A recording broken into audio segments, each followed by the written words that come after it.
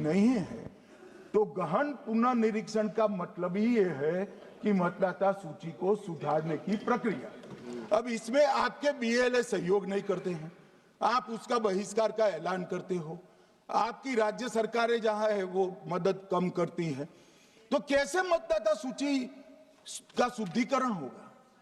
जो आपकी डिमांड है वो ही चुनाव आयोग कर रहा है। आपकी डिमांड है कि मतदाता सूची ठीक हो, वो चुनाव आयोग कर रहा है, मगर हुआ क्या है मान्यवर मालूम है? इनको अब अगर प्रेस में कोई पत्रकार उनको पसंद ना आए ऐसा सवाल पूछते हैं तो तुम बीजेपी के एजेंट हो ऐसा कहते हैं। मान्यवर सवाल जो भी हो उसको लेना चाहिए। मान्यवर पत्रकार कभी बीजेपी का एजेंट नहीं होता है, मगर आप अगर ऐसा मानते हो कि लोकतंत्र में आपको पसंद आए ऐसे ही सवाल पत्रकार पूछे तो ये नहीं हो सकता। इमरजेंसी नहीं है भाई, इमरजेंसी नहीं है। मान्यवर एक प्रेस में कोई सवाल पूछता है तो कहते हैं बीजेपी के एजेंट हो, केस आते हैं तो जज पर आरोप कर देते हैं, चुनाव हारते हैं तो ईवीएम पर आरोप करते हैं, ईवीएम की दलील अब गले नहीं उतरती तो वोट चोरी का मुद्दा लेकर आए, वोट चोरी का मुद्दा लेकर पूरा बिहार में यात्रा निकाली, फिर भी हार गए।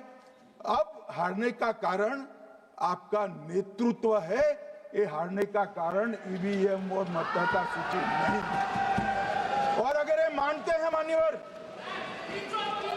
अगर ये मानते हैं कि इनको कोई पूछने वाला नहीं है, भगवान करे मैं गलत पड़ जाऊं, कांग्रेस के कार्यकर्ता इनका हिसाब मांगेंगे। एक दिन कांग्रेस के कार्यकर्ता इनका हिसाब मांगेंगे कि इतने चुनाव कैसे हार गए। मान्यवर कोई जज आजादी के इतने साल में नहीं हुआ है मान्यवर कि कोई जज एक जजमेंट दे तो जज के खिलाफ इंपीचमेंट लेकर आते हैं। अपनी वोट बैंक को एड्रेस करने के लिए इंपीचमेंट लेकर आते हैं मान्यवर। और ये सारे ने तो साइन कर दिया, साथ ही साथ उद्धव जी ने भी साइन कर दिया। उद्धव जी जजमेंट क्या है? एक पहाड़ी पर मान्यता है कि हाँ सबसे ऊपर दिया जलाया जाए। मान्यवर ये वोट बैंक को संभालने के लिए एक हाईकोर्ट के जज के सामने इंपीचमेंट लेकर आए हैं। देश की जनता उनको मदद नहीं करे।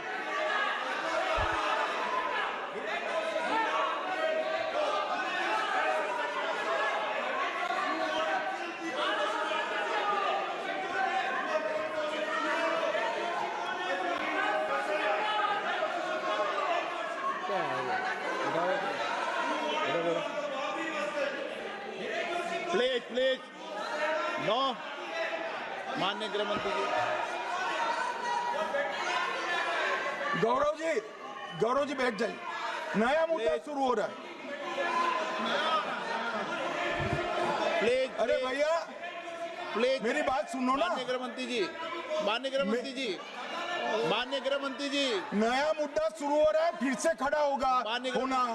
आप बैठ जाइए please. No no,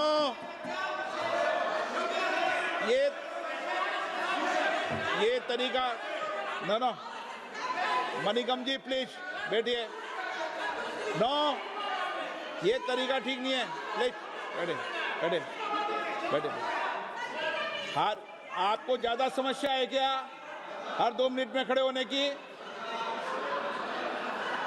her 2 minute में खड़े होने की समस्या है क्या आप लोगों को? बैठिए, ऐसे नहीं चलेगा। मान्यवर 2014 के बाद अरे दादा ये भी बैठ गए, अब बैठ जाओ। मान्यवर 2014 के बाद हारने की परंपरा शुरू हुई। हारने की परंपरा शुरू होने के बाद हाँ जीते ही है, मगर हारने की भी परंपरा हुई है।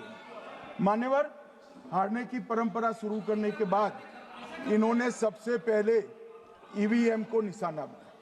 आज मैं आपके माध्यम से सदन को और सदन के माध्यम से देश की जनता को बताना चाहता हूं, ईवीएम कौन लेकर आया इस देश में? मान्यवर कौन लेकर आया? 15 मार्च 1989 को जब राजीव गांधी इस देश के प्रधानमंत्री थे तब ईवीएम लाने का कानूनी बदलाव किया गया था। अब राजीव गांधी के ईवीएम के कानून का भी विरोध कर रहे हैं मान्यवर। इसके बाद में अरे सुनो ना क्या प्रक्रिया हुई। इसके बाद में ईवीएम के खिलाफ किसी ने याचिका करी।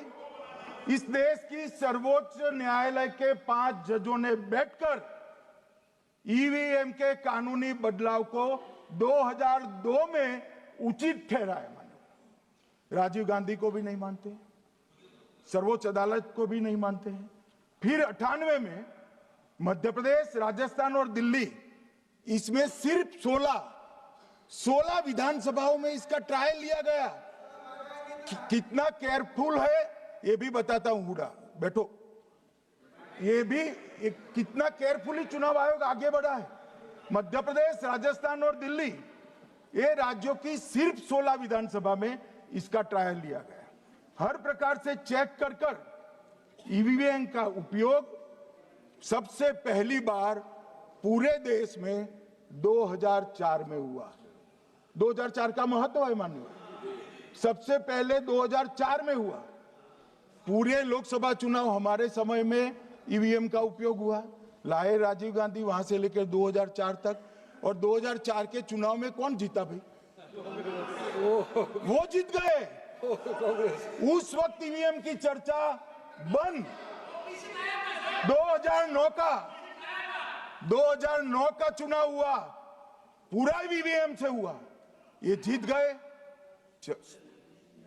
चुप्पी साध ली। 2014 में सब हम जीते तो कौ चालू कर दी। वो सरकार में थे मान्यवर। ये क्या है? जब कानून आप लाए, मशीन आपने इंट्रोड्यूस किया, चुनाव आप पहला जीते मशीन से, दूसरा चुनाव जीते, मौत से 10 साल राज किया और हार गए तो फिर रोते हैं। मान्यवर, देश की जनता मानती है इसको। और दूसरी बार जब चुनाव आयोग को भी लगा कि सच्चे झूठे आरोप होते हैं तो इस पर रिसर्च की एक प्रक्रिया हुई। मानिएगा 5 साल रिसर्च के बाद वीवीपीएटी की इंट्रोडक्शन हुआ। ये वीवीपीएटी क्या है? मैं जब वोट दबाता हूं तो समझ गए दादा, धन्यवाद मान्यवर। मैं जब वोट दबाता हूं तो मैंने कमल के निशान पर वोट दबाया, तो पास में एक पर्ची निकलती है कि आपका वोट कमल के निशान पर रजिस्टर हो गया है। फिर भी आरोप हुए कि पर्ची वाले ये 2 अलग होते हैं। तो चुनाव आयोग ने निर्णय किया कि 5% ईवीएम और वीवीपैट के परिणाम कंपेयर होंगे।